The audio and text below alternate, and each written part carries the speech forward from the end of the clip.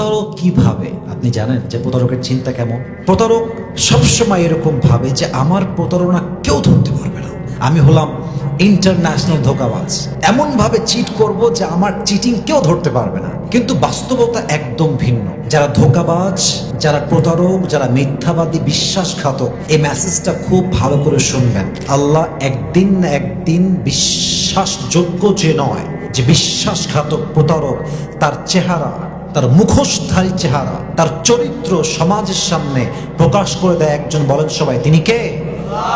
আসলে কি জানেন, আল্লাহ যখন দেখে যে আমার অমুক বান্দা honest, is a loyal person, এবং সে কারোর সাথে চিট করে না, সে সত্যিকার অর্থে একজন বিশ্বস্ত মানুষ, কিন্তু আল্লাহ যখন দেখে যে আমার একজন মুখলেস বান্দা, সত্যবাদী বান্দা, আমার যে বান্দা একদম অনেস্ট এবং লয়াল, তাকে কেউ প্রতিদিন ঠকাচ্ছে, মিথ্যা বলে, গাদ্দারি করে, চিট করে প্রতিদিন তাকে ঠকাতেই আছে, আল্লাহ সব সহ্য করলেও আল্লাহ এটা সহ্য করেন না। আল্লাহ একটা সময় গিয়ে মুখলেস বান্দার সামনে প্রতারকের চেহারা স্পষ্ট খুলে দেন।